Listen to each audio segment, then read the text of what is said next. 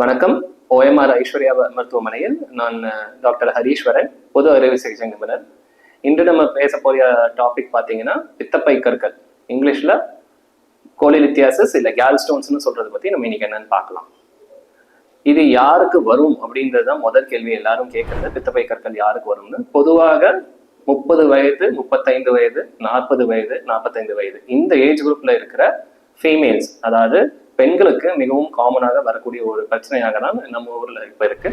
பித்தப்பை என்பது என்ன அப்படின்னு நிறைய பேர் கேட்பாங்க. பித்தப்பைன்றது வந்து நம்மளுக்கு ஈரலுக்கு கீழே இருக்கிற ஒரு ரிசர்வாயர், ஒரு சின்ன ஒரு பாட்டில், ஒரு கண்டெய்னர்னு நினைச்சுக்கோங்க. பித்தப்பையில இருந்து வரக்கூடிய பித்தரசம் என்று நம்ம சொல்லுவோம். பித்தரசம் வந்து பாத்தீங்கன்னா நம்மளுக்கு சாதாரண ரீதியில கொழுப்பு உள்ள பொருட்களை ஜீரணம் செய்யறதுக்காக உள்ள ஒரு அமிலம், ஒரு என்சைம்னு சொல்லுவோம். இந்த பித்தரசம் பித்தப்பையில் வந்து கான்சென்ட்ரேஷன் ஆகும். அந்த கான்சென்ட்ரேஷன் ப்ராப்ளம்ஸ்ல ஏதாவது இஷ்யூஸ் வருது, அதிகமான லெவல்ல கான்சென்ட்ரேஷன் ஆகுது அப்படின்னா நாளடைவுல அதுல பித்த கற்கள் மாதிரி உருவாகும். பித்த கற்கள்னால என்ன பிரச்சனை அப்படின்னு ஜென்ரலா எல்லாரும் கேட்பாங்க. ஏன்னா நிறைய பேருக்கு ஸ்கேன் பண்ணோம், எங்களுக்கு பித்தப்பையில கல் இருக்குன்னு சொன்னாங்க, பட் அதனால எனக்கு எந்த சிம்டம்ஸும் தெரியலன்றது வந்து ரொம்ப ஒரு காமனான ஒரு என்ன சொல்ற கேள்வியாக இருக்கும் பேஷண்ட்ஸ் கிட்ட இருந்து வரும்போது. பித்தப்பைகள்ல உள்ள கற்கள்னால என்ன பிரச்சனைகள் வரலாம்னு கேட்டீங்கன்னா, நம்பர் 1, பித்தப்பையில உள்ள கற்கள் வந்து பித்தரசம் ஒழுகுவதை சென்று தடுக்கலாம். அதாவது பிளாக்கேஜ் ஆஃப் சிஸ்டிக் டக்ட்னு சொல்லுவோம். அவ்வாறு பிளாக்கேஜ் ஆகும் போது என்ன சிம்டம்ஸ் வரும் அப்படின்னா, பித்தப்பையில இன்ஃபெக்ஷன் ஆகிறதுக்கான சான்சஸ் ரொம்ப அதிகம்.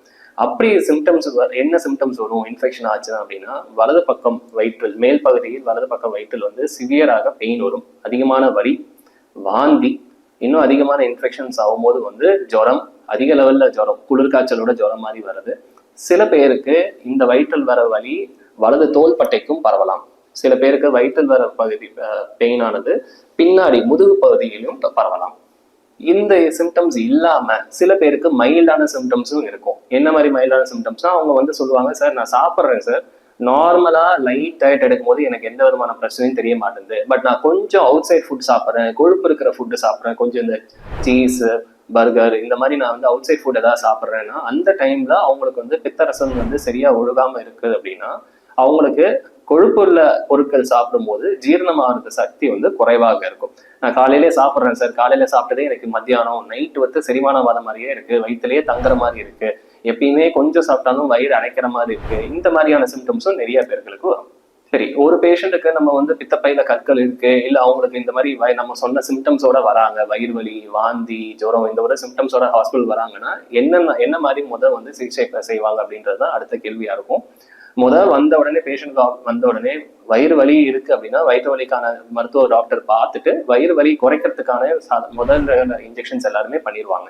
அதுக்கப்புறம் ஒரு அல்ட்ராசவுண்ட் என சொல்லக்கூடிய ஒரு டெஸ்ட் வந்து சாதாரண ரீதியில் செய்வோம். அந்த அல்ட்ராசவுண்ட் எதுக்கு செய்யறோம் அப்படின்னா, பித்தப்பையை நம்மளால வந்து ரேடியாலஜி டாக்டர் பார்த்துட்டு அதுல கற்கள் இருக்குதா, எவ்வளோ கல் இருக்கு, என்னென்ன சைஸ்ல கற்கள் இருக்கு, அந்த கல்லு பித்தப்பையில எந்த இடத்துல இருக்கு, பித்தரசம் ஒழுகி வர டியூப்ல போய் பிளாக் ஆகுதா என்பதை அனைத்தையும் நம்மளால ஒரு அல்ட்ராசவுண்ட் பண்ணும்போது நம்மளுக்கு தெரிய வரும்.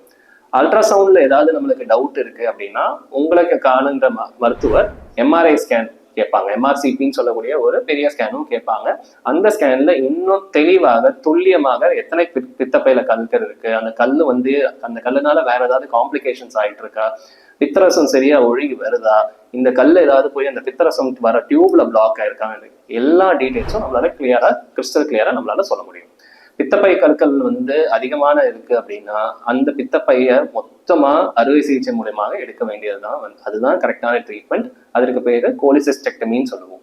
கோலிசிஸ்டெக்டமி சாதாரண ரீதியில் இப்ப வந்து 90% பேஷண்ட்ஸுக்கு நம்மளுக்கு லாப்ரோஸ்கோபி, அதாவது கீஹோல் சர்ஜரி, ஒரு சின்ன துவாரம் மாதிரி போட்டு நம்ம கீஹோல் மூலியமா வந்து ஆப்ரேஷன் பண்ணுவோம். பழைய காலத்துலதான் நம்மளுக்கு வந்து ஆப்ரேஷன் வந்து பாத்தீங்கன்னா ஓப்பன் சர்ஜரின்னு வயிறு ஃபுல்லா திறந்து ஆப்ரேஷன் பண்ணது. இப்போ 90-95% பேஷண்ட்ஸ் எல்லாருக்கும் நம்மளுக்கு லாப்ரோஸ்கோபி மூலியமா தான் ஆப்ரேஷன் செய்ய வேண்டியது இருக்கும்.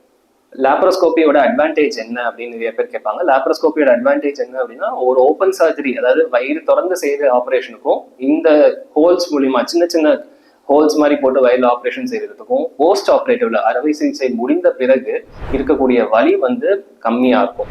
அதே மாதிரி பேஷண்டோட ரெக்கவரி வந்து மச் ஃபாஸ்டர், சீக்கிரமாவே அவங்களால எந்திரிச்சு நடக்க முடியும், வேற யாரோட சப்போர்ட்டும் தேவைப்படாது.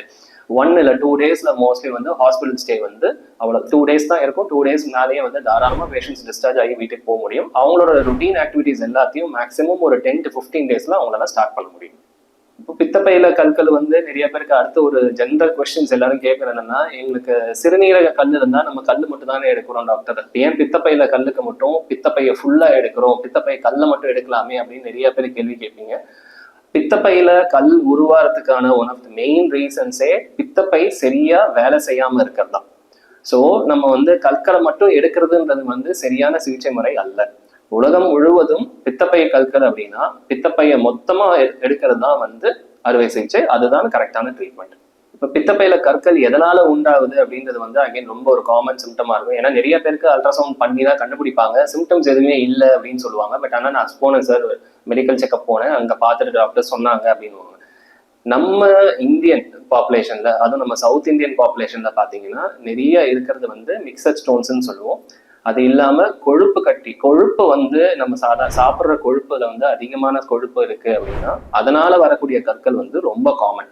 எஸ்பெஷலி இந்த 40-45 இயர்ஸ் ஏஜ் குரூப்ல வர ஸ்டோன்ஸ் பார்த்தீங்கன்னா நிறைய இது வந்து கொலஸ்ட்ரால் ஸ்டோன்ஸ்ன்னு சொல்லுவோம். சின்ன வயசுல வரக்கூடிய ஸ்டோன்ஸ் இருக்கு. இப்ப சில பேர் வந்து யங்கா இருப்பாங்க, 20-22 வயசுலயே அவங்களுக்கு பித்தப்பையில கல் வருது அப்படின்னுவாங்க. அந்த மாதிரி வரக்கூடிய கற்கள் வந்து வேற ரீதியில வரலாம். அவங்களுக்கு நம்ம ஸ்பெசிஃபிக்கா ரத்த சம்பந்தமான பிரச்சனைகள் எதுவும் இருக்கா, ஹீமோலைசிஸ்ன்னு சொல்லுவோம், ரத்தம் தானா வந்து ரத்த அணுக்கள் தானா வந்து உடஞ்சு போற மாதிரி இல்ல உடம்புல டிஸ்ட்ராய் ஆகிற மாதிரி ஏதாவது ப்ராப்ளம்ஸ் எதுவும் இருக்கான்றதை நம்ம பார்த்துட்டு அதுக்கான சிகிச்சையும் செய்துட்டு தான் இந்த நம்ம பித்தப்பையில கல் வந்து ஆப்ரேஷன் பண்ற மாதிரி வரும். இப்ப பித்தப்பைய கல் வந்துருச்சு, நான் ஆப்ரேஷன் பண்ணி முடிச்சுட்டேன், ஆப்ரேஷன் முடிச்சதுக்கு அப்புறம் எனக்கு என்ன விதமான ப்ரிகாஷன்ஸ் நான் எடுக்கணும் அப்படின்னு சொல்லிட்டு தான் சொல்லுவாங்க. பித்த ரசம் வந்து கான்சென்ட்ரேட் ஆகிற இடம் தான் பித்தப்பை. இப்ப பித்தப்பை இல்லை அப்படின்ற பட்சத்துல நம்மளுக்கு முக்கியமான ஒண்ணு பார்க்க வேண்டியது என்னன்னா, ஆப்ரேஷன் முடிஞ்சு ஒரு 3 மாசம் பீரியட், ஒரு 3 மாசத்துக்கு ரொம்ப கொழுப்பு இருக்கிற ஐட்டம்ஸ், எண்ணெய் ஃப்ரை பண்ணது, டீப் ஃப்ரை பண்ண ஐட்டம்ஸ், இந்த மாதிரி ஐட்டம்ஸ் நம்ம வந்து அவாய்ட் பண்ண வேண்டியது இருக்கும்.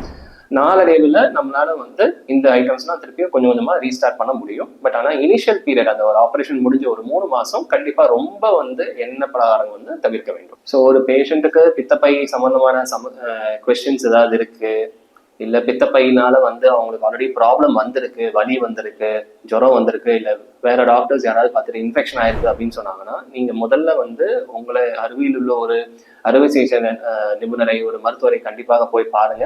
அவங்க பார்த்துட்டு கண்டிப்பா நம்ம சொன்ன மாதிரி அல்ட்ராசவுண்டோ இல்ல எம்ஆர்ஐ ஸ்கேனோ எடுக்க சொல்லுவாங்க. அதை கண்டிப்பாக எடுங்க. முடிஞ்ச பார்த்து அல்ட்ராசவுண்ட் பார்த்தீங்கன்னா சில நேரம் வந்து வெறும் வயிற்றுல எடுங்கன்னு, ஓவர் நைட் ஃபாஸ்டிங்னு சொல்லுவாங்க, அந்த இதில் எடுக்க சொல்லுவாங்க. அப்பதான் பித்தப்பை கற்கள் நல்லாக தெரியும். அந்த ஸ்கேனோட ரிப்போர்ட்ஸ் பார்த்துட்டு என்ன மாதிரி சிகிச்சை வேணும் என்பதை மருத்துவர் உங்களுக்கு தெளிவாக சொல்லுவாங்க.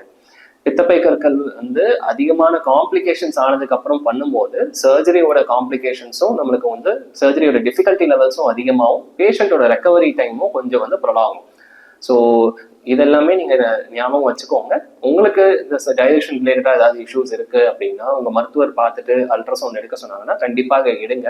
இது வந்து ஒரு நார்மல் ப்ராப்ளம் தான். இப்ப நாளடைவுல வந்து ரொம்ப அதிகமான பேருக்கு ஏற்படக்கூடிய ஒரு ப்ராப்ளமா தான் இருக்கு. பயப்படுற மாதிரி எந்த கண்டிஷனும் கிடையாது. பயப்படுறதோ ரொம்ப வந்து காம்ப்ளிகேட்டட் சர்ஜரி ஆகும் அந்த மாதிரிலாம் எதுவும் நினைக்காதீங்க. ஸ்ட்ரெயிட் ஃபார்வர்டா கரெக்டான டைம்ல நம்ம ட்ரீட்மெண்ட் பார்த்தோம் அப்படின்னா ரெக்கவரியும் ரொம்ப ஃபாஸ்டா இருக்கும். தேங்க்யூ.